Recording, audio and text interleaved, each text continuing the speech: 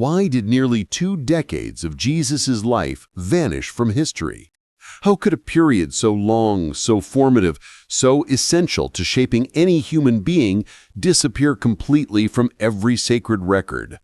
How could a 12-year-old boy who astonished the scholars in the temple suddenly fall off the pages of history, only to reappear at 30 as a teacher whose words shook empires and transformed human consciousness?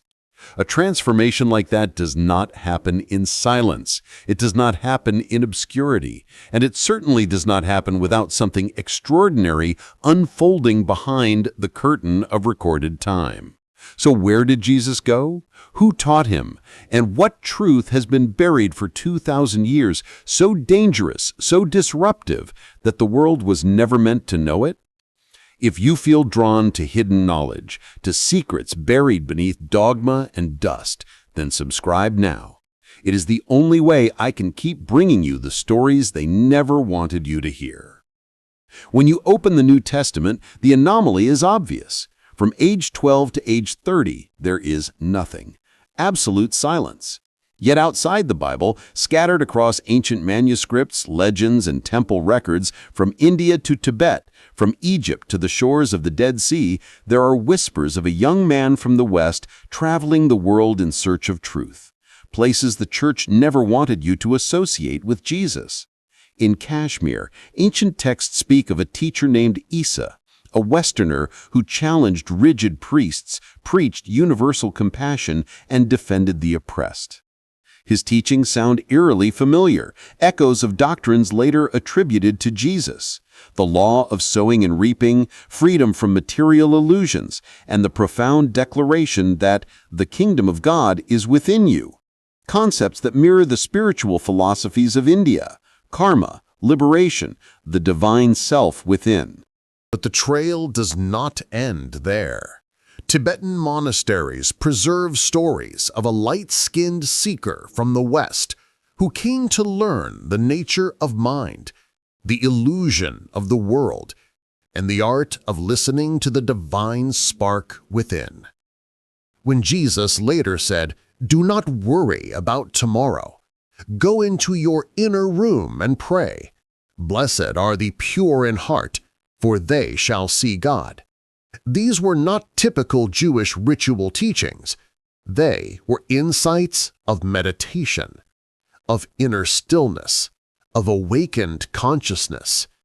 And that was something dangerous to acknowledge. In Egypt, Jesus may have walked into the center of ancient mystery traditions. The temples of Heliopolis and the libraries of Alexandria held knowledge of the soul, the afterlife, the alchemy of inner transformation. When Jesus healed the blind, made the lame walk, or turned water into wine, these acts were not merely miracles. They were symbolic initiations, rites of transformation practiced in esoteric schools, shifting frequency, awakening awareness, transmuting the self. If that truth had been admitted, it would reveal that Jesus did not possess a power no one else could access. He had learned to activate a potential that exists within every human being, and that truth would threaten the very structure of religious authority. Then there were the Essenes, an enigmatic community near the Dead Sea. They practiced purification, meditation, energy healing, and transmitted higher knowledge through metaphor and parable. When Jesus returned at age 30 and taught using parables, stories simple on the surface but layered with hidden meaning, it mirrored the teaching methods of the Essenes. Knowledge meant not for the crowd, but for those with eyes to see and ears to hear. That is the mark of a man shaped in the chambers of mystery schools, where truth is never shouted, only revealed. So why were these 20 years erased? Because if Jesus learned from India, from Tibet, from Egypt, from the Essenes, then he was not the isolated figure of a single religion. He was part of a timeless stream of wisdom, universal, ancient, and global. And if that were true, then you, yes, you, would not need a priest or a system or an institution to reach the divine. You would not need permission to awaken. You would not need a mediator to touch the sacred. You could walk the same path Jesus walked, and that idea, the idea of spiritual freedom, was the most dangerous of all. Perhaps the greatest secret of the missing years is not where Jesus went, but who he became. A human being forged in silence, returning with eyes that saw through the illusion of the world. The real question is not, what did Jesus learn?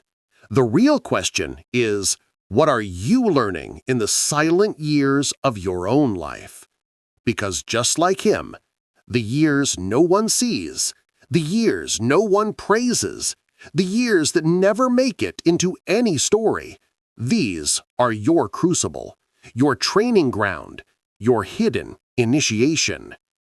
If this awakens something inside you, if you feel as though you are remembering something ancient, something deep, then you are not here by accident. You are part of the few who are beginning to see through the veil. And if you want to continue this journey into forgotten truths, suppressed histories, and the spiritual knowledge buried beneath centuries of silence, then subscribe now. Turn on notifications. This path is not for everyone. It is for the seekers, the awake, the ones who dare to look beyond the walls of doctrine. And if you are hearing these words at this moment, it means you are ready.